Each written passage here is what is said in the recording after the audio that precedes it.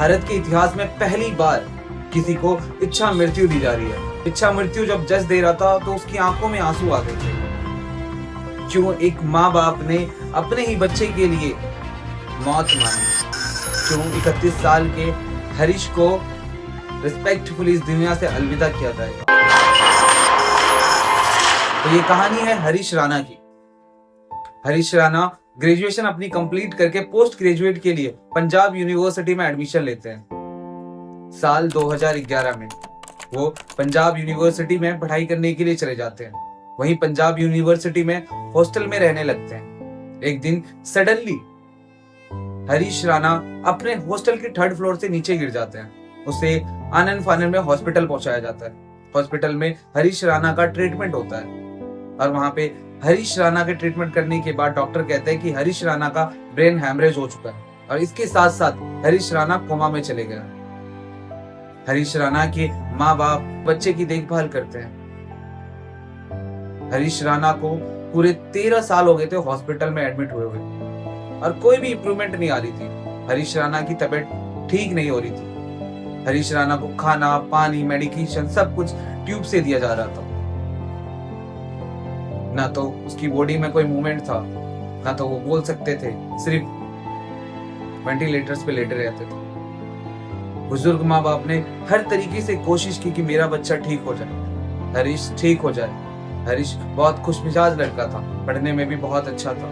माँ बाप ने हिम्मत नहीं हारी, 13 साल तक अपने बच्चे की खिदमत करती रही। बहुत ज्यादा प्यार किया अपने बच्चे को। किसी भी तरीके से जिस बच्चे ने मेरा उंगली पकड़ के चलना सीखा है, दोबारा वो उठ खड़ा हो। लेकिन माँ बाप की लाख कोशिशों के बावजूद, डॉक्टर की कोशिशों के बावजूद भी वो हार मान जाते हैं। डॉक्टर्स के द्वारा कहा जाता है कि शायद अब हरीश राणा नहीं उठ सकता, हरीश राणा में दोबारा इंप्रूवमेंट नहीं आ सकती। माँ बाप दिल पे पत्थर रख के अपने ही बेटे के लिए सुप्रीम कोर्ट में पिटीशन फाइल करती कि मेरे बच्चे को इच्छा मृत्यु दीजिए, क्योंकि मेरा बच्चा अब दोबारा ठीक नहीं हो सकता। सुनवाई सुप्रीम कोर्ट में होती है। हरीश राणा के केस में ऑर्डर जब जज साहब करते हैं तो जस्टिस जेबी पादरीवाला की आंखों में भी आंसू आ जाते हैं। जेबी पादरीवाला भरी हुई आवाज में कहते हैं कि माँ बाप ने जो 13 साल तक अपने बच्चे की खिदमत की है वो काबिले तारीफ है। माँ बाप ने बहुत प्यार के, सम्मान के साथ अपने बच्चे को ठीक होने का इंतजार करते रहे। उसके लिए कोई भी शब्द नहीं है उसे बयां करने के लिए, बताने के लिए।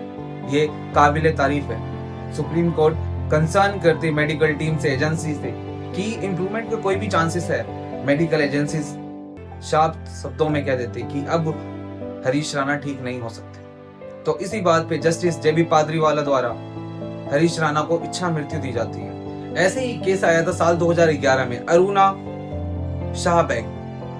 पहले उसकी इच्छा मृत्यु को अनुमति दे दी गई थी, लेकिन कुछ रीजनों की वजह से इच्छा मृत्यु को क्वेश्चन कर दिया गया था।